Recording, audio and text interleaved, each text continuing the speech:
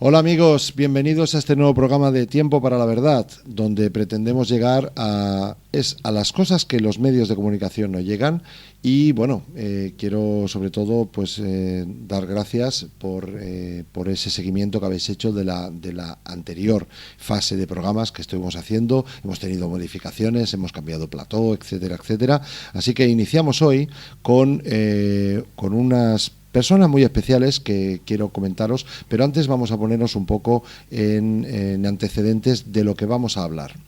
La farmacéutica de Olot. Yo lo recuerdo perfectamente. El día 20 de noviembre de 1992, hoy hace 20 años, secuestraron a Maria Àngels Feliu, una farmacéutica de Olot. Se escribieron más de 40.000 artículos de diario sobre este hecho.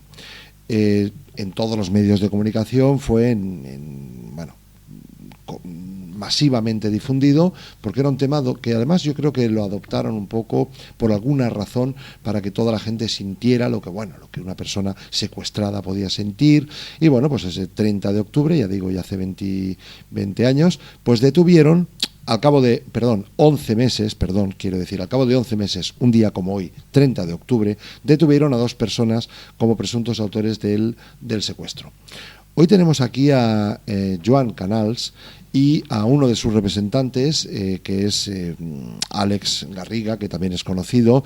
Quiero presentaros en primer lugar pues a Joan y darle la bienvenida. Joan, muchas gracias por venir. Hola, ¿qué tal? Buenos días. Menudo aniversario tienes hoy, ¿no?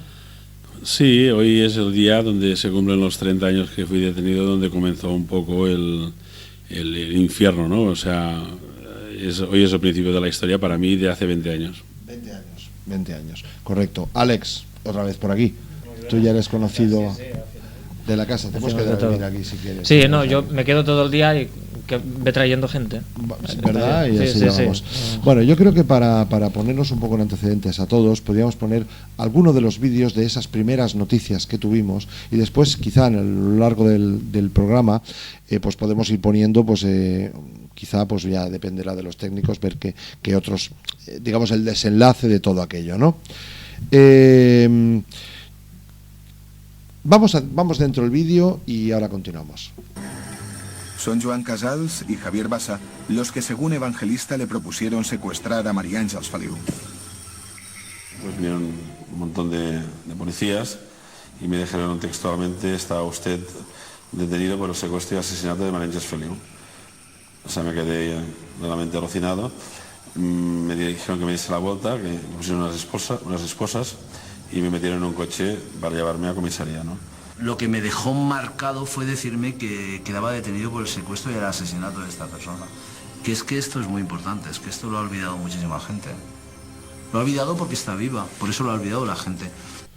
Bueno, tras el vídeo, a mí me gustaría iniciar leyendo un poco de lo que es el prólogo de un libro que Joan Casals ha escrito y que después hablaremos de él. Joan Casals es un padre de familia al que nunca se le ha pasado por la cabeza traficar con drogas, secuestrar o matar a una farmacéutica. Pero el día 30 de octubre de 1993, hoy hace 20 años, lo detienen, lo interrogan sin piedad durante 3 días para que revele dónde está enterrada la farmacéutica de Olot. Joan Casals se siente torturado.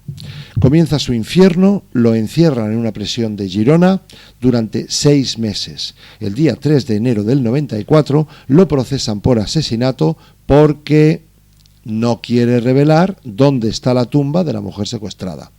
El 17 de enero de 1994, la Audiencia Provincial de Gerona ratifica el auto de procesamiento y, de paso, certifica la muerte judicial de la señora de Olot.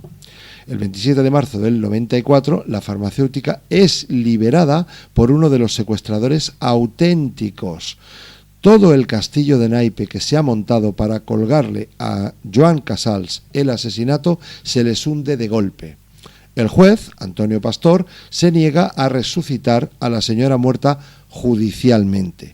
Pero los magistrados, ahora explicaremos, de la audiencia de Girona, que mandan más que él, le obligan y crean jurisprudencia. Es la primera vez en la historia que se obliga a un juez a revivir a una señora muerta y enterrada. El 10 de abril del 2002, la Audiencia Provincial de Girona absuelve a Joan Casals. El Supremo, el día 6 de mayo del 2004, lo ratifica. Con casi 11 años después de su detención, Joan Casals pretende, como es lógico, que la justicia le reconozca el error judicial. El 29 de julio del 2010, al cabo de 10 años, el eficiente Tribunal Supremo se pronuncia y sentencia. Si quieren alucinar en colores pálidos, adelante, lean y no se pierdan esta novela real, dramática, triste, El secuestro de Olot. Y verán cómo se materializa de forma legal una injusticia. Todas las historias tienen dos versiones. Ahora tienen la oportunidad de conocer de primera mano la otra cara de la moneda, porque la verdad es lo único que prevalece, puntos suspensivos, en el tiempo. Joan Casals, bueno, bienvenido de nuevo. Gracias. Tremendo, se me estaba poniendo la piel de gallina, de verdad, cuando estaba viendo cómo... Primero, cómo prevalece la verdad al final del tiempo, esta frase tuya me ha gustado mucho, y segundo, bueno, pues lo que has tenido tú que pasar sin comerlo ni beberlo, ¿no? O sea... Bueno, que la historia comenzó con mi detención, o Sí. sea, el día 30 de octubre de hace 20 años hoy. Luego me estuvieron torturando durante 3 días, porque fue una tortura para mí, y porque querían que revelase dónde estaba enterrada la farmacéutica de Olot. ¿Por qué pensaron que eras tú el que la había secuestrado? Bueno, ¿Qué indicios tenían? Se basaron en un testimonio que ellos mismos habían comprado, porque cada vez que hacía una declaración, un tal evangelista, el más recochineo, cada vez que hacía una declaración cobraba 100.000 pesetas de la época. ¿Qué me dices? Es tal como suena. O sea, ¿Esto se demostró? Sí, salió publicado en los periódicos y hay constancia de ello. Todo lo que digo en el libro está constatado y demostrado. O sea, no todo lo que son especulaciones o realmente cosas que no se puedan demostrar, no las cito en el libro, y hubo muchísimas en esta historia, ¿no? Porque en realidad la historia duró, bueno, para mí 11 años, que fue desde mi detención hasta que el Tribunal Supremo me exculpó. Y luego en realidad hasta que el Supremo me denegó el error judicial. En total 17 años. Para ir, digamos, un señor llamado Evangelista fue el que atestiguó... Sí, se fue a la Guardia Civil y dijo ¿Sí? que o sea, yo le había propuesto secuestrar a una farmacéutica de Olot. Que tú le habías presupuestado. ¿Tú lo Exacto. conocías a él? Sí, ya lo conocía porque habíamos tenido una empresa de telefonía que duró 3-4 meses. Ajá. Pero al ver que era un delincuente, yo cancelé la empresa y juntamente con el otro detenido, el Basa, que también se las trae, tenía una jeta emborrocotuda, pues sí los conocía a los dos, sí. A ver, entonces, este señor Evangelista dice que tú y otra persona, Basa, que fue el otro detenido, ¿cómo era su Exacto, nombre? sí. Javier Basa. Javier Basa. Que le habíais propuesto a él como negocio. Sí, que yo lo había propuesto y que Javier Basa estaba presente en un restaurante, secuestrar a una mujer de Olot, que fue lo único que dijo, bueno, o sea, que repitió hasta la saciedad, que era de Olot, que era farmacéutica y que era la hija del hombre más rico del pueblo. Olot, farmacéutica y hija de un hombre rico, blanco y en botella, o sea, lo ponía claro, ¿no? Exacto. Bueno, Oye, pues a pesar de eso, él, entre paréntesis, tardó 11 meses en presentar la primera denuncia. Es decir, si tan claro estaba, lo podía haber hecho al día siguiente del secuestro, ¿no? a ver, que este tema es importante. O sea, él fue a la comisaría de Guardia Civil 11 meses después del secuestro. Presentó la primera denuncia. Él ya intentó involucrarme antes, pero o sea, la Guardia Civil no dio en aquel momento credibilidad. Y luego, cuando ya estaba a punto de cumplirse un año del secuestro, ¿Sí? fue cuando realmente se agarraron a un clavo ardiendo, que era el Evangelista, y con una declaración de media página fue la que se utilizaron para detenerme, ¿no? Que solamente decía que chorradas, ¿no? O sea, medio folio escrito, que era la declaración que había hecho, que yo le había propuesto hacer el secuestro, y en esa declaración decía que la farmacéutica estaba muerta. O sea, él afirmaba que estaba muerta. Quiero hacer un inciso para que veas, porque aquí lo que se trata, lo que estoy intentando explicar en ese libro, es la farsa tan alucinante que representa la palabra justicia o el estamento de la justicia, al menos aquí en España, supongo que en todo el mundo pasa exactamente igual. O sea, yo demuestro en el libro que lo que dice no es cierto. O sea, porque resulta que él ya había, la primera entrevista que tuvo con la Guardia Civil, todo eso constaba en los autos del sumario. O sea, él llamó a la familia de la farmacéutica porque quería cobrar la recompensa, que esto era en realidad el motivo de la denuncia. Había una recompensa. Sí, en un cierto momento, porque al principio no se ofrecía recompensa, pues él no hizo nada porque no. Pero luego, claro, al ofrecer la recompensa, pensó, bueno, yo conozco a Joan Casals, que estuvo viviendo en Olot unos años, pues yo lo denuncio, cobro la recompensa y aquí paz y aquí gloria, ¿no? Pero luego se puso en contacto con la familia Feliu y se desplazó el abogado de la familia, Joan Capdevila, y un hermano de la farmacéutica, fueron a Albacete y le preguntaron. ¿Él era de Albacete o no era de Sí, Girona? estaba viviendo en Albacete. No, él no estaba, era oriundo de Albacete. Pero estuvo unos meses con vosotros. Todo eso pasó en Barcelona, ¿eh? O sea, no. Yo vivía en aquella época en Barcelona, que fue donde me detuvo la Guardia Civil. La Guardia Civil. Es más, yo el día que me detuvo, el día 20 de noviembre del 92, del 92 nació, 11 de diciembre del 92 nació mi hijo, y el secuestro fue el 20 de noviembre del 92, es decir, teniendo la mujer a punto de romper aguas, no estás para hacer secuestros. Es para que el conjunto de las demencialidades de toda esa historia la gente la vaya captando, ¿no? Vale. Espera, pero a ver, o sea, que tú ni siquiera vivías en Olot. No, yo vivía aquí en Barcelona. Yo estuve viviendo unos años en Olot, sí. Estuviste viviendo unos años en Olot. Vale, que fue los años que coincidiste con este señor, con Evangelista y con tu socio. Yo tampoco. En aquella época tampoco. O sea, yo lo conocí posteriormente cuando me fui a vivir en el 86 a Barcelona. Sí. Coincidí con Evangelista, me lo presentó el Basa, y el mismo Basa, el día que me lo presentó, me dijo que era un hijo de la gran... ¿Me entiendes? Me dijo que era un mal nacido, que cuidaba con él. Y bueno, intentamos montar la empresa de telefonía porque él, era distribuidor, pero yo vi que eran dos delincuentes, o sea, el Basa era un presunto delincuente y el Evangelista, yo demuestro en el libro que tiene antecedentes penales porque reproduzco los antecedentes penales en el libro, ¿no? ¿Basa tenía Basa no tenía antecedentes. ¿Y tú tenías antecedentes? No, yo nunca, ni antes ni ahora. Vale. Es decir, acabó la historia hace X años y yo nunca he tenido ningún problema con la justicia. Pero Evangelista sí tenía antecedentes, está reproducido en el libro, por 2 delitos que cometió. Vale, entonces él desde Albacete se monta se quiere cobrar la recompensa y van... ¿Cuánto era la recompensa, por curiosidad? 5 millones de aquella época, si mal no recuerdo. 5 millones de aquella época de pesetas, que esto equivaldría ahora, equivaldría a 30.000 euros, pero con la depreciación de los años y la época... Equivaldría a 100.000 a lo mejor, una cosa así, ¿no? Era una cantidad importante. Era una cantidad importante. Luego, fue, tal como os contaba, el abogado Joan Capdevila, y fue el hermano de la farmacéutica, fueron a Albacete, se desplazaron expresamente para ese tema y se sentaron en un bar, no recuerdo exactamente dónde fue, y le preguntaron qué sabía del secuestro, qué podía aportar porque en aquella época no se sabía si estaba viva, estaba muerta, quién había sido, etcétera. ¿Secuestrada cuánto?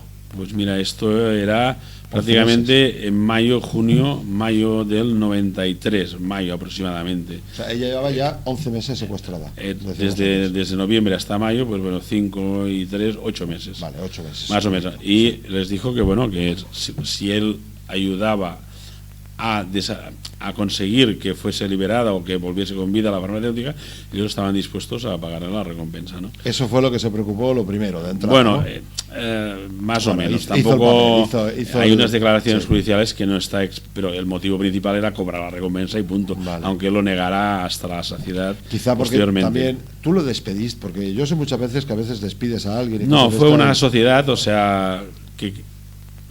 fue una sociedad que quedó.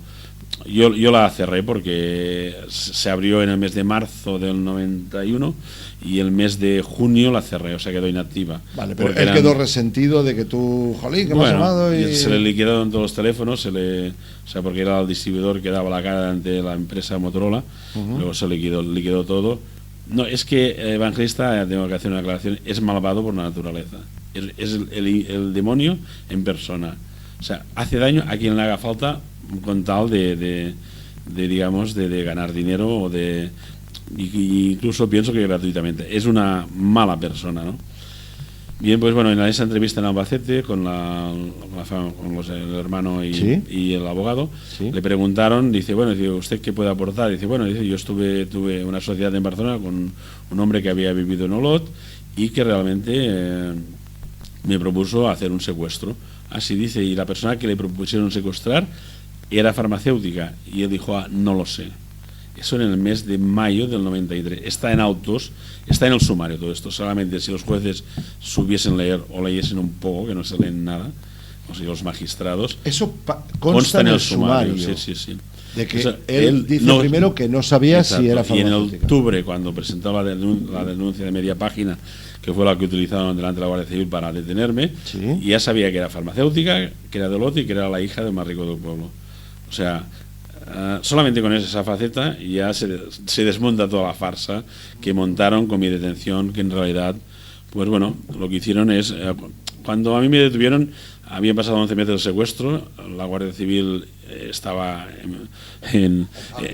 no tenía ni idea de quién había sido, pero y eso que había, en el libro también demuestro que había pistas fiables que se las hubiesen seguido, que ya acusaban o encausaban el autor hacia el Antonio de Guirado, que era el municipal de Olot implicado en el secuestro, que se demostró en el juicio y que se condenó. Ya se demostró, o sea, que iban, o sea, una semana, 15 días después del secuestro, una señora que no tenía ningún ánimo de lucro se fue a la Guardia Civil y denunció a Guirado que lo había visto en actitud sospechosa vigilando a la farmacéutica unos días antes dentro del coche y que realmente se escondía, cosa no muy normal en un municipal. Bueno, pero vamos, muy bueno esto, es que claro, es que hay mucha información, es que hay mucha y información difícil de asimilar. Vamos a tratar de organizarla. Es que la historia un poco, es de ficción pura. Es aquello tremenda. que dicen que la ficción supera la realidad, os puedo asegurar que en este libro demuestro que la ficción supera con creces la realidad, ¿no? Bien, estamos en que este señor pone una denuncia en Albacete, no va a Olot a poner. No, la pone creo que en la Guardia Civil de Albacete. En la Guardia Civil de Albacete, sí, diciendo. Eso después de tener esa entrevista con los familiares. Porque los familiares le dicen, bueno, si usted no sabe si era farmacéutica, váyase a la Guardia Civil y presente una denuncia. Y ellos sí que, como no tenían a nadie, se agarraron a un clavo ardiendo. Porque cuando a mí me detuvieron faltaban 20 días para el primer aniversario. Y claro, un delito mediático como un secuestro tan espectacular y con tanta renombre, necesitaban detener a alguien porque ellos lo tienen muy claro. Encima 2 y 2 hacen 4, lo sabe todo el mundo, ¿no? Sí. Es decir, mientras se hablaba de mi inocencia o culpabilidad, o de nuestra inocencia o culpabilidad, no se hablaba de la nefasta labor que hicieron, que realmente fue penosa. O sea, ellos se colocaron las medallas cuando esta mujer pues fue liberada, pero es que más que cuando fue liberada, cuando se detuvieron a los secuestradores que lo habían hecho, que fueron condenados y que yo no conocía de nada, ¿no? Por cierto, ¿no? Pues ellos se colocaron, no es cierto. Quien descubrió la trama fue una periodista de Olot, Carme Puig. Vale, pero vamos por partes. Sí, es muy. Estamos ahora mismo a 20 días del aniversario de ese primer año, los medios de comunicación continuamente. ¿Por qué sonó tanto la noticia? Bueno, porque tenía mucho morbo, porque era una madre con 3 hijos que salían las fotos, no sé si os acordáis, una foto con 3 niños pequeños. Luego la familia Feliu es una familia muy de clase conocida, clase alta, o sea, de muy poderosa económicamente y muy reservada. Además vivía en un pueblo en el interior de Cataluña, Olot, que es un poco la España negra del catalanismo. Bueno, todo eso se mezclaba todo, y luego el morbo de saber si estaba viva o muerta, ¿no? A partir de aquí pues ya teníamos todos los ingredientes para que los medios de comunicación, o sea, insisto, se escribieron, no sé, creo que más de 40.000 artículos, leí en algún sitio. Son periódicos y sí, bueno, aparte de la radio, las miles de horas de televisión, que los programas que se hicieron. Bueno, es que el Evangelista, tomando el pelo a la gente y de paso a la Guardia Civil, ganó de aquella época entre 10 y 20 millones de pesetas de aquella época, vendiendo exclusivas, que no eran exclusivas ni eran nada, porque no sabía absolutamente nada. Además, si solamente lo escuchabas, él mismo se estaba contradiciendo, porque encima es un ser que no tiene memoria. Vale, yo no soy policía ni soy tal, pero a mí siempre, dentro del mundo de la conspiración y de tratar de buscar las verdades, siempre se dice, ¿no?, que busca la pista del dinero. Entonces, claro, vamos a ver, el móvil, en este caso, tú me estás hablando ya de los Porque la familia le pagó ya esa recompensa. No le pagó porque él no solucionó nada, No él no sabía solucionó. nada. O sea, La familia no le pagó, no pero sabía se si era ganó farmacéutica. entre 10 y los medios de comunicación. Sí. Él cobró en la máquina de la verdad unos 5 millones de aquella época, tenía que cobrar 10, pero luego se fugó del país porque bueno, se asustó, y cuando la farmacéutica fue liberada, él estaba en México, en Cancún, luego no quería volver. O sea, es que estoy dando información sesgada, claro. Y vamos un poco por partes. Sí, luego sí. él cobró de la época, o sea, luego Interview creo que le pagó 1,5 millones de pesetas de aquella época, luego, o sea, todos los programas que hizo, cobró, además salió publicado, entre 10 y 15, entre 10 y 20 millones de la época. Una idea. Tomando el pelo a la gente, ¿no? 15 sí, estaríamos hablando de. A precio de hoy, estaríamos hablando de 90.000 euros de aquella época, por ejemplo. 90.000 euros de aquella época, de hace Pues ahora, 20 pues años, estamos hablando 200.000 euros Tranquilamente. largos. Sí, O sea que tranquilamente. una pasta. O sea, y todo, además, y lo más curioso de toda la historia, y aquí sí que voy un poco al final, es que demostrándose que mentía, demostrándose que decía paridas, que era un mal nacido, demostrándose todo esto en toda la historia, encima nunca se le ha acusado o procesado, porque iba de la mano de los jueces y de la Guardia Civil. Era protegido de la Guardia Civil y nunca le ha pasado nada. Cuando se demostró, porque cuando él dijo que estaba muerta y enterrada, está en una declaración que esta mujer, además dijo que no lo encontraron en el sumario, que el Basa la mató de una pedrada, que la teníamos en una cabaña en medio de un campo, y que cogió una piedra porque se le escapaba, le dio una piedra a la cabeza y la mató. Esto me lo dijo creo que un periodista que lo había, o el abogado que lo había declarado, pero no lo encontraba en ninguna declaración, por lo tanto vamos a dejarlo entre paréntesis, ¿no? Seguimos con... Sí. Con el hecho del evangelista, incluso si no recuerdo mal, en el libro explicas de que la Guardia Civil o le pagó algún viaje o algo. Es que vamos a ver, aparte de cobrar 100.000 pesetas por cada declaración, creo que hizo 3 o 4, que eran 400.000 pesetas. O sea, de los fondos reservados, es decir, el dinero de nuestros impuestos va a parar en manos de un delincuente para acusar a un inocente. O sea, esto más surrealista imposible. Hay pruebas de que la Guardia Civil... A ver, la Guardia Civil de los fondos reservados admitió que admite pagado. Que le pagaron. Está en la prensa, solamente hay que buscar información en internet y está todo. A ver, ¿hay algún precedente de que la Guardia Civil le pague a un testigo por testificar un crimen? Bueno, supongo que es algo habitual entre ellos. ¿Que es algo habitual? Yo estoy flipando ahora mismo. Supongo que es algo habitual. Yo estoy flipando. Es que ellos tienen que apoyarse en ratas de cloaca, que ellos llaman, bueno, o sea, para sacar información de la calle. O sea, supongo que es algo habitual. No lo sé, en fin, yo tampoco conozco otras historias, pero tengo constancia de esta concreto, que sí se le pagó. Cada vez que iba a declarar, cuando acababa le daban 100.000 pesetas en negro. A avisadores, a lo mejor, que digan algo de forma anónima, mira, ha sido me he enterado, pero que él vaya a declarar un caso así, tan mediático como este, y que se le pague, a mí me huele a cuerno quemado ya directamente. ¿Vale? es que toda la historia, una cosa es la historia que vendió la Guardia Civil, la que vendió los jueces, magistrados, a la opinión pública. Otra cosa es la verdad, que no tiene nada que ver con lo que pasó. Y para saber la verdad del secuestro de Lota hay que leer este libro.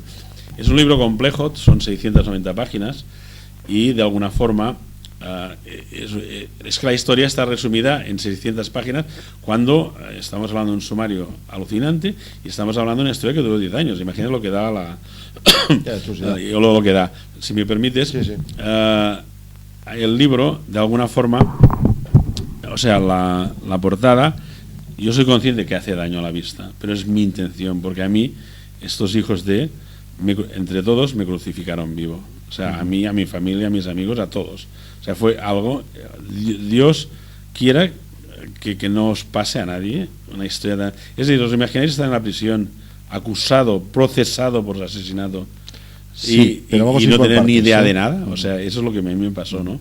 Y claro, todo esto no lo dijeron. Además, cuando la farmacéutica fue liberada, lo más normal es que me hubiesen dejado en libertad al cabo de 24 horas, porque todo el castillo que habían montado se les hundió. O sea, había un tío que testificaba que estaba muerta y enterrada, estaba viva, etcétera. Pues en vez de dejarme al cabo de media hora, que es lo que yo pensaba que me dejarían en libertad, perdón, me tuvieron aún un mes más en la prisión, hasta que me dejaron en libertad. Y en vez de parar la historia, ellos no les interesa. O sea, me volvieron a procesar otra vez, cambiando el auto de procesamiento o sea, sacaron la acusación de asesinato y pasaron a la acusación de secuestro, perdón. Sí. Me volvieron a reprocesar una tercera vez cuando cogieron a los secuestradores que dijeron, confesos, que dijeron que no me conocían de nada. O sea, la farmacéutica dice que no me conoce nada. Se demuestra que está viva. Los que lo habían hecho, que se confesaron culpables, dijeron que no me conocían de nada. Perdón, ¿eh? Y es que y luego, encima, me abocan a un juicio que duró 3 meses, pero al final me podrían haber dicho culpable o inocente. O sea, hablaremos de esto más tarde. Vamos a ir con una cronología porque evidentemente esos 50.000 folios, como habías dicho, de todo lo que es el proceso, esos 40.000 artículos, esas 600 y tantas páginas del libro, tenemos que condensarlo en 1 hora de televisión. Entonces vamos a ordenarlo un poco. Sí. Claro, me imagino lo que tienes en la cabeza, ¿no? Entonces, claro, vamos por partes. Seguimos, digamos... Solamente un inciso, o sea, aquí el título es El secuestro en mayúsculas y de Olot en pequeñito. El motivo es que estoy hablando de mi secuestro, el secuestro. El secuestro de Olot es la historia, pero el libro versa sobre mi propio secuestro. Yo me sentí secuestrado, no una, sino está claro, hasta que el Supremo me absolvió, yo me sentí secuestrado. Vale, porque entonces, bueno, viene la Guardia Civil, te detienen en Barcelona, ¿no? Te detienen en Barcelona y cuéntanos un poquito de esto. Sí, bueno, estaba en una agencia de transportes, sí. Seur, bueno... ¿Trabajabas en Seur? No. Había ido a buscar Habías ido a buscar algo, sí. Y dentro de la agencia pues me detuvieron. ¿Dentro de Seur? Sí, de Seur de Poblenou, además muy cerquita de aquí. muy cerquita de aquí. ¿Te detuvieron? Me detuvieron, me llevaron a un cuartel de la Guardia Civil por allá arriba, cerca del...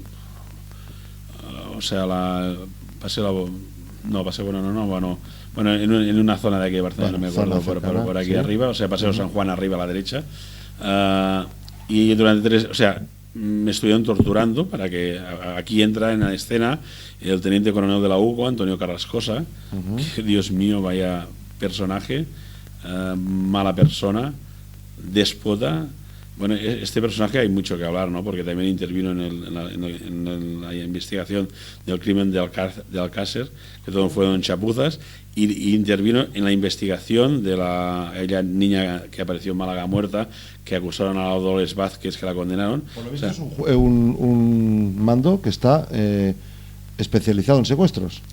Bueno, en secuestros, en asesinatos. Bueno, era la élite, decían, de la UCO, la Unidad Central Operativa, y bueno, luego de teniente coronel pasó a coronel, y luego de coronel pasó a general de la región de Cataluña, de la Guardia Civil, o sea que es una persona de mucho peso. ¿En estos momentos? No, está retirado. Está retirado. Hace ya unos años leí por internet que estaba retirado. O sea, yo tengo un blog que es el secuestro de los blog post, y hay una serie de artículos, y en uno concretamente explica, porque eso lo saqué de otro artículo de internet, todas las chapuzas del teniente coronel Carrascosa en aquella época, más un ayudante que tenía, y hay una serie de artículos que lo explica todo muy bien. Aparte, bueno, hay la página web elsecuestrodeolot.com, que es donde explico un poco la historia, un poquito, porque ya veis que es muy compleja y que realmente, pues bueno, en esos interrogatorios, pues en primer lugar me detuvieron el sábado por la mañana sobre las 10, el lunes era fiesta, yo sabía que tenían 3 días, que nadie les molestaría, o sea, toda la malicia del mundo. Luego me tuvieron sin comer, por ejemplo, desde el sábado hasta el domingo al mediodía, no me dieron nada de comer, absolutamente nada. Me sacaban cada 2-3 horas, me hacían levantar, el calabozo estaba abajo en el sótano, me hacían subir a un 3er piso. Bueno, y él quería saber dónde estaba enterrada esa mujer, me daba por culpable basándose en ese desgraciado evangelista, ¿no? Solamente con eso. Y claro, yo no me llegaron a pegar, sí que en un momento determinado, cuando ya se le acababa el tiempo y los nervios, me cogió, se abalanzó contra mí, me puso el codo aquí debajo de la barbilla y me abalanzó contra un panel de una pared y me levantó el puño y dijo que me iba a matar, ¿no? O sea, bueno, que me iba a matar me lo dijo 300.000 veces, ¿no?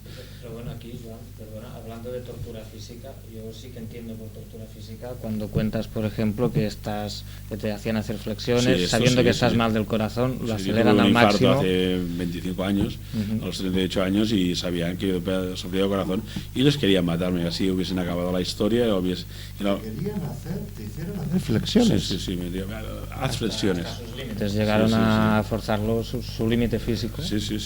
Esto Bueno, eso y sí nadie es me tortura puede- física, entonces. Por eso digo que he querido matizar que yo lo sí. entiendo así, ¿no? Vamos a ver, o sea, un par de hostias a veces duelen menos que, Claro. o sea, que el infierno que tú pasas. ¿Dónde querías 3 días? 14 tíos, o 3 tíos o 4, se iban turnando con lo poli bueno o poli malo, y querían que les dijese, no podía dormir, cada vez que tenía que ir al lavabo tenía que llamar a la puerta, bueno, o sea, igual que la Edad Media, o sea, o las cárceles nazis, y eso estamos hablando de hace 20 años, y luego dicen que somos un país democrático con una serie de hechos.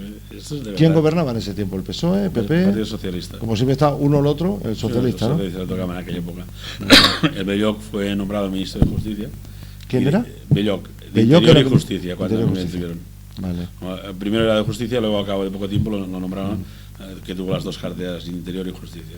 Bueno, vamos a hacer una pausa de unos minutitos porque, bueno, y en unos minutos no se vayan, dejamos aquí el tema y ahora continuamos.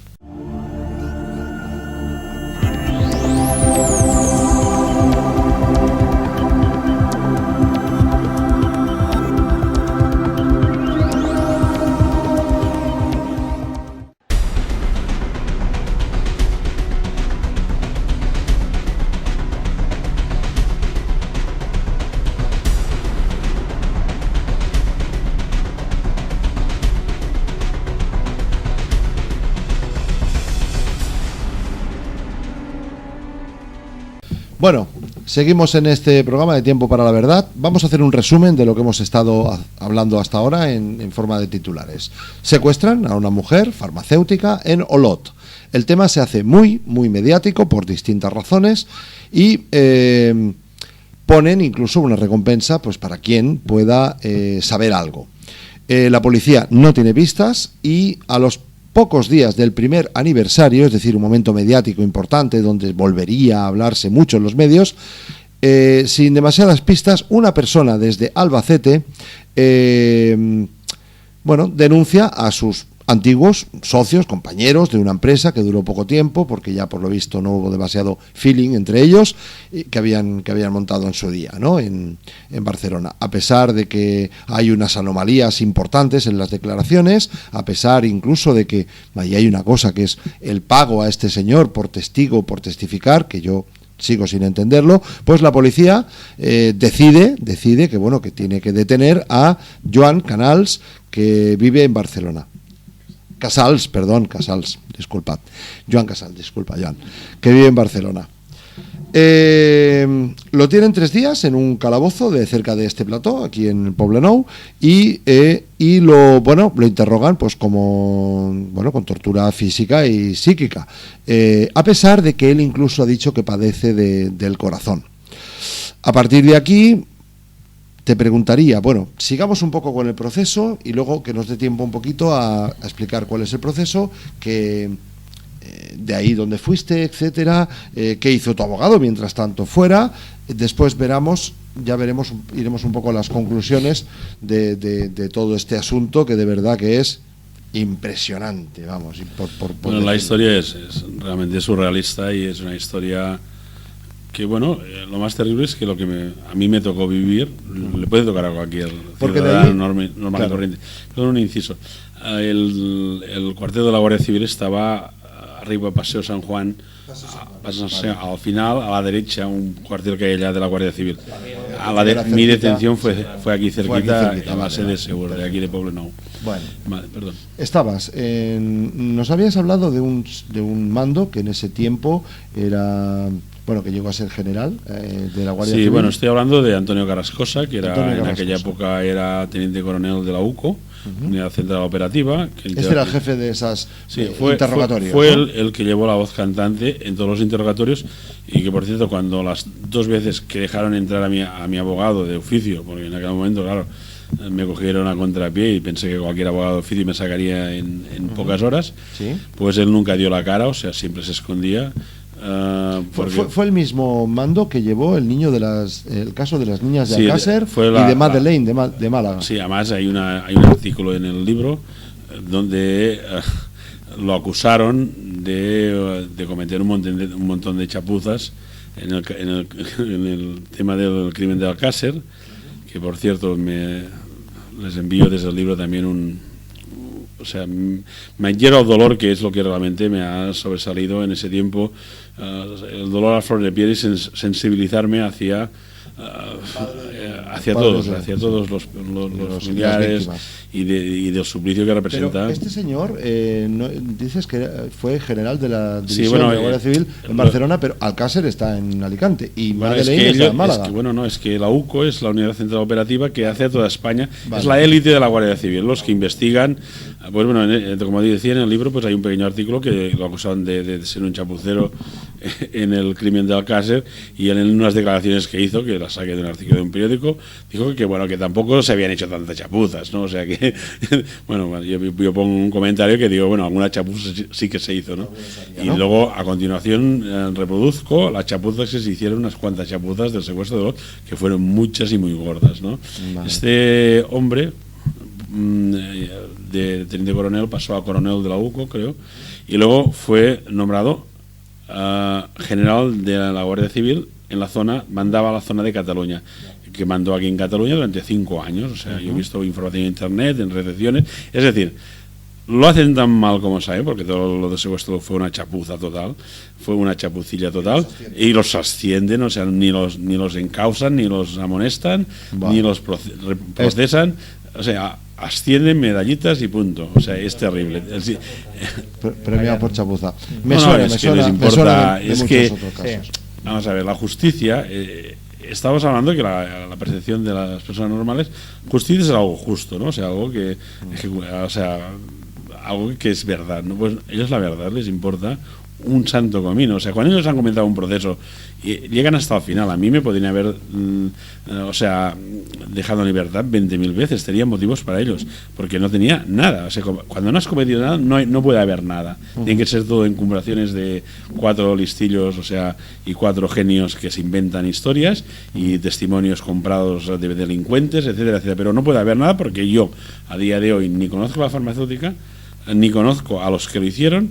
Y encima, cuando a mí me detuvieron, hacía 2 años que no tenía ningún contacto con el Barça, que no lo podía localizar, porque me debía mucho dinero y de alguna forma me era imposible localizarlo. O sea, y el secuestro fue un año anterior. ¿Cómo me han hecho un secuestro de una persona si hace 2 años que no me veo con esta persona? Esto lo dije en todas las declaraciones. O sea, solamente con esta declaración, perdón, es bastante concluyente, ¿verdad? Bueno, es concluyente. Si no has visto a una persona, ¿cómo vas a cometer un secuestro? Pues lo intentaron demostrar por activa y por pasiva, buscando testigos. Incluso había un chico un amigo del Barça que era muy parecido a mí, y tenían fotos y me decían, tú eres este. Y yo, este no soy yo, este es otro. O sea, y luego este chico fue a declarar a Olot, un tal Blesa, y dijo que él no era Joan Casals, que era Antonio no sé qué Blesa. O sea, estaba demostrado que yo hacía 2 años que no veía al Barça, porque no había llamadas telefónicas, no las podía ver porque no las habíamos tenido. Yo no lo podía localizar, me debía muchísimo dinero y no lo podía localizar. Y que es otro jetilla el Barça, que de unido. Pues resulta pues de que esto ya desmonta toda la farsa. Pues a ellos les importa un comino, ellos van adelante y cuando habiendo tempestades, ahora te detengo, ahora te torturo para que me digas, bueno, si llega, porque a mí me dijo un mando de la Guardia Civil. Bueno, sabemos que en el juzgado de lo que también está en el libro, que cuando ya detuvieron a los que lo habían hecho, me dijo uno con la cara grabada que me estuvo torturando también, juntamente con el Carrascosa, creo que es el teniente, o era teniente Fustel, perdón. Me dijo, bueno, dice, sabemos que tú no tienes nada que ver con el secuestro de esto antes del juicio y cuando habían detenido ya a los que lo habían hecho, pero alguna cosa habrás hecho. Y se quedó tan ancho. O sea, el tío, ¿me entiendes lo que digo? O sea, aquí, perdona, sí. Hablando de la verdad, yo que he leído el libro, sí que he visto cómo tienes que defenderte incluso de los escritos del diario, ¿no? Que bueno, la tercera fase es la prensa. Dios nos cobra en teoría un compensados. periodista tiene que primero informarse Bueno, sobre la verdad y comunicarla, ¿no? Y ha pasado Yo un poco... no digo que haya periodistas honrados y legales y que plasmen fidelmente la información que tienen, pero hay unos cuantos, además voy a decir nombres porque no a esas alturas, los dos están muertos. Día 4, la farmacéutica de Olot fue liberada en 27 de marzo del 93 y el 3 de abril del 94 escribió Paco Umbral, que está muerto, un artículo que ponía a la farmacéutica a parir, es decir, la dejaba más para abajo de los suelos. Y el 4 de abril, el tal Xavier Domingo, que también está muerto, que era la cabeza de redacción del Mundo en Cataluña, escribió otro artículo que a mí me ponía de Troncillo de poca monta, con el cubilete en los bares, en un tono despectivo, inventándose todo. O sea, se sientan en sus despachos con su boca malolienta, con sus puros asquerosos, y escriben artículos de opinión que no informan una mierda. Es decir, Una cosa, Paco Umbral, dices que escribió un artículo poniendo a parir a la farmacéutica. Además, todos escribían en El Mundo. Pero que decía de ella. Bueno, ¿Cómo la puede poner a parir? Es que hay que leerlo para entenderlo. Además, está aquí, luego le damos un vistazo. 4 de abril del 94, que yo... Hacía 7 días que había pasado de ser un asesino, claro. Imaginaos lo que representa. Esa es la tercera fase. Esa es otra fase. Esa decía cuando estaba secuestrada, digo, no tiene sentido. Yo sabía que no había matado, punto, pero hay una familia, hay unos hijos, etcétera. Claro. O sea, dejaba de ser un asesino porque ya estaba viva. Y esos dos desgraciados, hijos de mala madre, o sea, se dedican a hacer artículos de opinión poniéndome a parir sin conocerme, sin preocuparse, sin entrevistarme, sin nada. O sea, porque se levantan con la mente inspirada y ponen a parir al que haga falta. Vamos a dejar esa parte para las conclusiones, que las hay muchas, muchísimas, bueno, y no nos va a dar tiempo de todo. Pero quería continuar un poco. Tú del cuartel de la Guardia Civil ya no vuelves a salir. De ahí te pasan directo, ¿o sí? Sí, no, bueno, yo después del cuartel de la Guardia Civil, que son 3 días que además no comí nada porque tenía miedo que me pusiesen algo. Yo estaba en un calabozo de 2 metros por 2 metros con una litera de cemento, nada más. O sea, ni váter ni nada por el estilo. Esto estamos hablando de hace 20 años, no de la Edad Media, ni de la Inquisición. O sea, yo cada vez que tenía que ir al lavabo, pues tenía que llamar a la puerta y bajaba un policía de la UCO y me acompañaba al servicio y me volvían a encerrar, ¿no? O sea, como una mazmorra con una puerta de acero impresionante. Claro, tenía miedo que si comía, me pudiese algo que en la comida, que tuvieses diarrea, luego la paranoia aumenta, porque tienes que ir al servicio cada 2x3. Que por cierto, el Basa durante el juicio me lo comentó, que a él le había pasado, que había tenido diarreas, que había comido y había tenido diarreas. O sea, yo no probé ningún alimento durante 3 días. O sea, por miedo a esto, o sea, sí. Y luego, es más, desde que me llevaron, desde que me encerraron, me tuvieron hasta la primera comida, pasaron más de 24-36 horas, porque la primera comida, que ni la toqué, se la comí una cucaracha que había en el calabozo, fue el domingo al mediodía.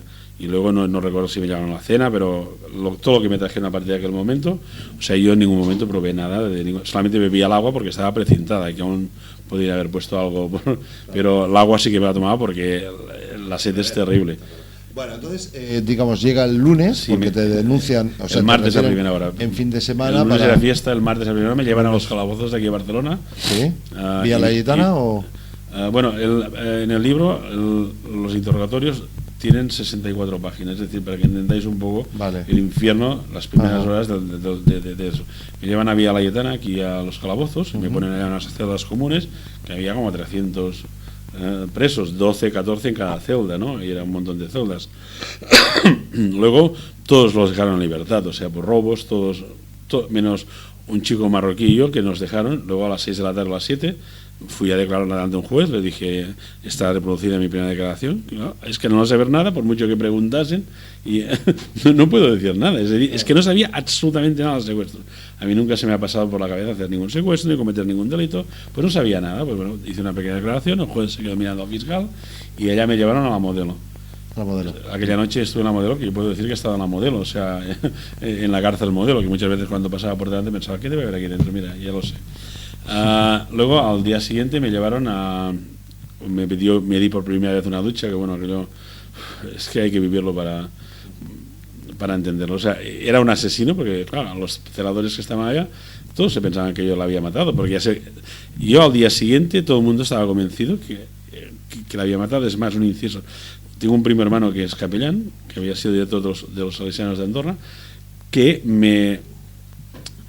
o sea, cuando vino a verme a la prisión de Gerona, claro, yo al verlo me puse a llorar y bueno, y les conté de sopetón todo, ¿no? Y luego cuando acabé, me dijo, dice, tengo que pedirte disculpas. Digo, ¿disculpas tú? Porque yo estaba convencido que tú habías matado a esta mujer.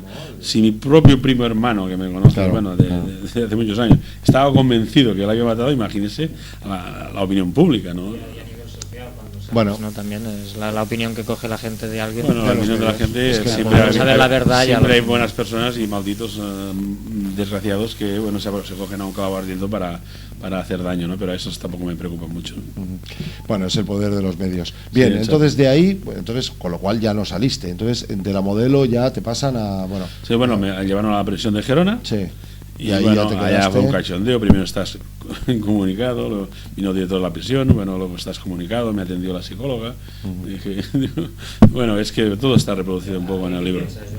Porque encontrarte en Bueno, prisión. Yo cuando inocente, yo cuando estoy en la prisión y sé que no tengo nada que ver, pienso que puedo salir al día siguiente o pienso que puedo salir al cabo de 20 o 30 años, porque si esta mujer hubiese aparecido muerta en cualquier cuneta, Claro. o sea, ya os puedo garantizar que a mí me condenáis y vosotros estaríais pensando que yo era culpable, siendo tan inocente como soy ahora. Dios gracias que el Iñaki, o sea, se le ocurrió liberarla. Porque si no es por esto, es que yo me muevo con el estigma este, Bueno. ¿no? Bueno, en Gerona ¿Cuál? estoy 6 meses. 3 meses en 6 Gerona, meses, 6 meses. Sí, bueno, primero me llevan allá, había secreto de sumario, otro cachondeo, secreto de sumario. ¿Cómo vas a defenderte si no sabes lo que dice? O sea, desde que había comenzado hubo prorrogarse el secreto de sumario como si fuese, vamos. Y es que, claro, ¿cómo te vas a...? No sabían los abogados que eran de oficio, que también tenían ganas de protagonismo. ¿Abogados pero bueno, de oficio tuviste en todo momento? Sí, sí, es que bueno, y no podía en aquel momento No podías económicamente. pagarme unos buenos abogados, porque claro, de aquí también cambia la historia. Supongo que hubiese cambiado, no lo sé, porque iban a por todas, ¿no? Pero tampoco te imaginas, ¿no? Supongo que te haga falta un buen abogado. Sí, sabiendo cuando, es que yo eres estaba inocente, convencido en los que- interrogatorios que me sacarían en pocas horas, o sea, coño, si no tenía nada que ver, pues no. historia que nos aguantaba. Y cuando salió porque cuando salió la historia a la prensa, cuando estaban los interrogatorios, me dijo el Carrascosa, dice ahora ya estás en todos los periódicos, ya todo el mundo sabe quién eres. O sea, si había alguna posibilidad de que me dejase en libertad sin levantar revuelo, ya se cortó. O sea, yo una vez la prensa se involucra y ya da la noticia que hay unos detenidos por el secuestro de Olot, Claro. no hay marcha atrás, ¿no? Bueno, 6 meses en Olot, No, en Gerona. En Gerona y Allá también fue otro infierno, porque claro, cuando eso fue en octubre, bueno, me metieron en noviembre en la prisión de Gerona y el 27 de diciembre ya estaba procesado, o sea, más rápido, vamos, imposible. Y cuando se levantó el secreto sumario a finales de noviembre. O sea, mis abogados tuvieron 15 días, 3 semanitas para poder leer lo que había y cuando lo leía, digo, hostia, yo estaba muy contento. En el sumario no hay nada que te inculpe. Digo, joder, ¿cómo va a haber algo si no he hecho nada? O sea, solamente lo único que se basaban siempre era una declaración del evangelista, que yo había propuesto secuestrar a una farmacéutica de Olot, hija del más rico del pueblo, y que era farmacéutico. Cuando en mayo de aquel año consta en el libro y en el sumario constaba que no sabía ni que era farmacéutica, ¿no? Eso lo dijo el abogado Joan Cantibrià en una declaración en el juzgado. O sea, si se hubiesen leído, es que yo creo que ni que se leen los papeles. Ellos, bueno, estoy culpable, estoy inocente, ahora lo vamos a cuadrar y lo condenamos. Es más, dentro de la prisión, en esos 6 meses había un chico que me dijo, mira, Joan, yo he cometido más de 27 atracos. Pues yo estoy condenado a 2 años por un atraco que no he cometido. Qué fuerte. Y digo, hostia, pero sí. Es más, aquello que hablábamos antes, hemos hecho un estudio con 3 abogados, o sea, en 3 zonas de España, en Barcelona, Gerona y la otra punta de España, y hemos llegado a la conclusión que el 20% como mínimo de las personas que están en prisión, esto es un titular, son inocentes. 20%. 20% como mínimo, ¿eh? Uno de cada 4, uno de cada 5. Uno de cada 5, uno es inocente como mínimo, o sea, y podríamos subir más, pero vamos a ser condescendientes. O sea, para que os hagáis una idea de la cantidad de chivos expiatorios que hay en prisión pagando por delitos que no han cometido.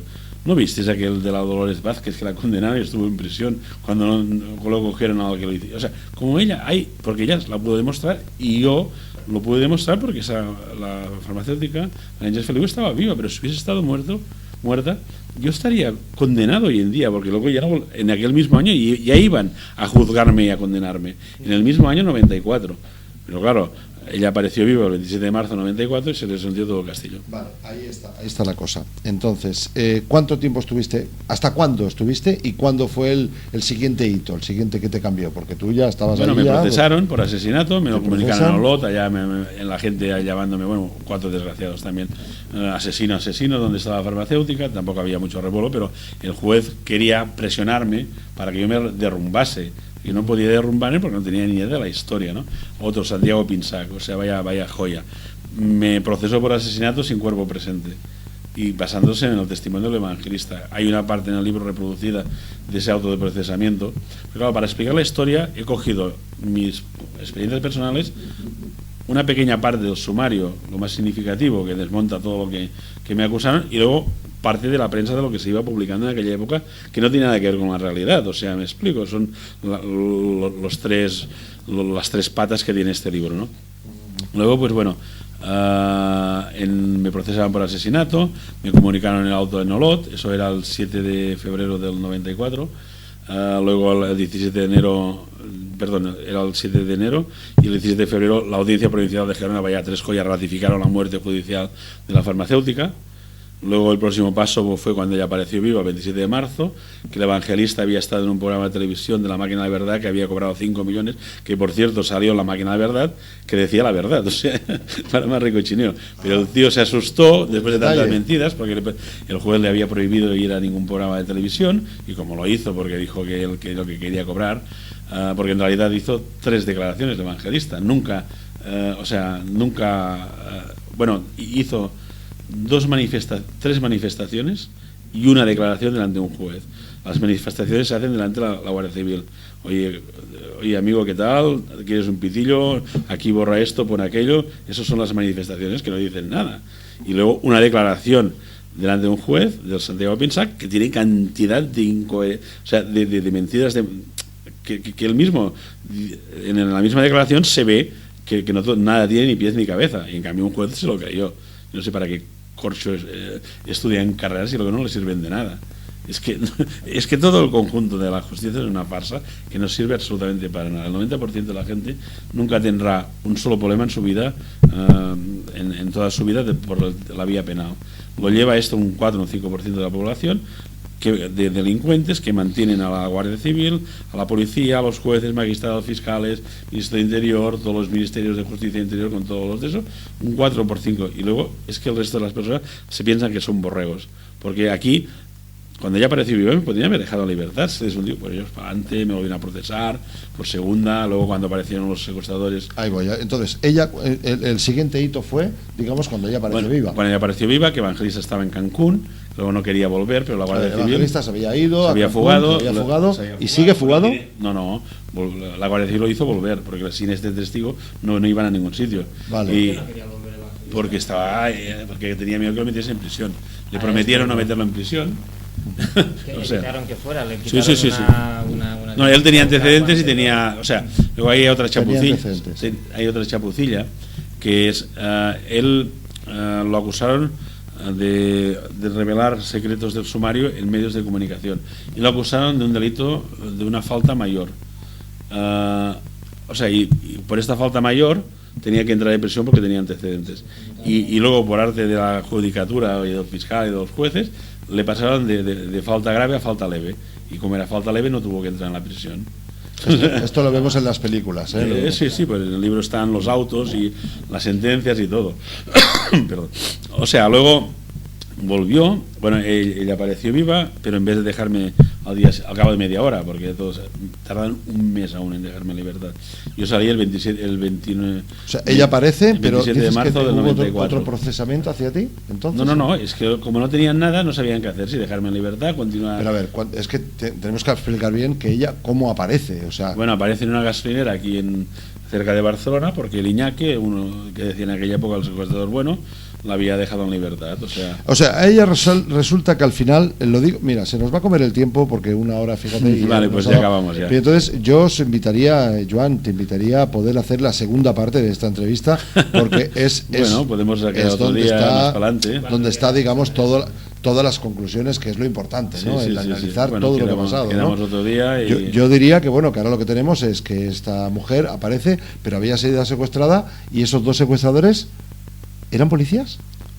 ¿O ¿Perdón? los dos No, era un guarda forestal. un guarda forestal, Ramón Ollastre, un policía local de Olot, un Antonio policía Guirado, local, sí, y luego había un chico de Campordón, que no quedó muy claro que había, cómo había colaborado con el secuestro durante el juicio. vale, estos chicos sí la tuvieron Sí, secuestrada sí. Bueno, durante todo ese tiempo. El Guirado y el Paz la secuestraron, Sí. y la llevaron dentro del maletero en un coche al otro grupo, eran como dos grupos, Ya. al grupo de Osona, y la tuvieron en un zulo durante 1 año y medio encerrada. En un zulo durante 1 año y medio. Todos ellos viendo el proceso y viendo cómo te estaban, obviamente, ¿no? Como me estaban crucificando vivo, Vale. y en cualquier momento podían haber dicho, oye, Y entonces, esta persona ya no para tenía que ver. finalizar, digamos, esta primera entrega, ¿por qué la liberaron? Porque se vieron incapaces de cobrar, como dijo el padre Feliu, fueron tan inútiles que no fueron capaces ni de cobrar el rescate, y el tiempo se les echaba encima y no sabían qué hacer. Y el Iñaki, que era un camarero de Olot, de la zona de Ozona, pues una noche que el otro no estaba, cogió la furgoneta, la metió en la furgoneta, la llevó a una gasolinera, la dejó en libertad, Sí, la dejó en libertad. por agotamiento, porque estaban cansados ya. Cansados, y además, Bueno, pero también imagínense el infierno de esta mujer, 1 año y medio, en un zulo de que no se podía poner de pie, 1,5 metros por medio metro y por unos 50 de altura, pared de tierra cuando llovía, bichos, o sea, y hacer sus necesidades. Bueno, en el juicio lo podéis ver en esos vídeos, lo explicó, y era para poner cómo la maldad humana puede llegar a esos límites, ¿no? Bueno, es que la historia se las trae, es la otra cara de la moneda, como digo yo. O sea, la otra cara de la moneda es realmente, se pasan por encima de las personas. Es una pisonadora que les importa una mierda los sentimientos, las familias, el dolor que causan, les importa todo una mierda. O sea, bueno, mira, si no eres culpable habrás cometido otros delitos, y aquí acaba la historia. Todo por salvar su imagen, ¿no? Bueno, salvan, o sea, no reconocen nada si no tienen más remedio, pero aunque sea todo evidente, lo continúan negando. O sea, Te cogen como chivo expiatorio y claro, mantienen eso para esa curación para luego no pagar. Si a mí me dejan en libertad cuando sale esta mujer viva, imagínate la indemnización que me tendrían que haber pagado. Claro. Están reconociendo. Pero eso lo vamos a dejar para la última. Yo lo que veo aquí son varios actores, ¿no? Entre ellos, bueno, esas personas que de la justicia, que por salvar la cara, que por hacer, son capaces de cometer una injusticia, ¿no? Eso por una parte, Sí, ¿no? sí, está Porque claro, además sí. yo creo que... Y además lo sabían todos. Lo sabían, lo sabían como sobradamente, además me lo han admitido. Y luego estas 3 personas, de los cuales hay un guarda forestal, de los cuales hay un policía local, Sí. y este otro chico, ¿a qué se dedicaba? La criatura esta. Bueno, este chico de Campordón tenía un bar, Tenía un bar y tal. Y luego había el Iñaki, que era camarero, que era el que la dejó en libertad, que la puso en la furgoneta y la dejó en O libertad. sea, 4 personas. 4 personas. 4 personas cómplices, que estas personas la tienen secuestrada, realmente la tienen en Sí, un... no, sí, además, en una- si en el juicio solamente declaró el Iñaki, pero lo admitió, que la había cuidado, o sea, eso es inapelable. Los Vale. 2 3 no quisieron declarar. Una porque- última pregunta para terminar, que para terminar esto, te digo, tenemos que terminar este programa Procuraremos más para adelante hacer una segunda parte. de la segunda parte. No, es que tenemos que hacerla completa, porque será un programa ya completo, yo creo. Ya ahora lo comentamos. Una de estas personas, por una parte, por digamos, por cansancio, y otra, y quizá un poco, quizá remordimiento, o fue cansancio. Sí, bueno, fue un poco todo. La Cansancio, liberan remordimiento. y Sí, estaba cansado ya y... Sí, los remordimientos, bueno, es que la mente humana es muy compleja y bueno, y a Dios gracias que se le ocurrió dejarla en libertad. Bueno, yo creo, tenemos que dejarlo aquí, amigos. Vamos a hacer una... yo supongo que este programa saldrá todo completo, así que O se puede hacer diríamos por que partes, o sea... podemos hacer, porque claro, Porque ahora tengo unos días un poco liados para volver. Ha sido imposible el poder condensar todo esto, todo lo que ocurrió, y poder sacar lo que podemos extraer de esta esta información y de este caso tan terrible, ¿no? En una hora ha sido difícil. Así que bueno, yo te quiero agradecer, Joan Canals, muchísimo. Casals. Cuando me la aprenda me iré la mía. Vale. Pues Joan Casals, vamos a ver ahora en qué momento podemos continuar con este programa, porque da mucho de sí o distintos. Y Àlex, muchas gracias también por acompañarnos y por traernos a Joan Casals con el autor del libro El secuestro de Olot. El secuestro con mayúsculas, el secuestro no el de la farmacéutica, sino el suyo. Esto es tremendo, hay mucho que hablar aquí, así que muchísimas gracias. A vosotros. Quisiera agradecer a Àlex Garriga, que él ha colaborado a vivir la historia, y se publicó ese libro también fue gracias a los ánimos y al soporte en todos los aspectos que él tuvo conmigo. Y se merece toda la ayuda posible para que la gente conozca, ¿no? Claro, yo creo que es muy importante que la gente conozca, sepa. Bueno, hay gente que no quiere saber, pero que hay mucha gente que quiere saber. Pues este libro, pues en esta página web, el secuestrodolo.com, pueden comprarlo a precios 20 euros, tampoco es nada del otro mundo, y de alguna forma pues creo que se pueden informar y conocer la historia. Muy bien, seguiremos con ella, no la dejamos aquí. Gracias a todos vosotros, los oyentes de Ciencia, Espíritu y Televisión y Hit Radio Barcelona.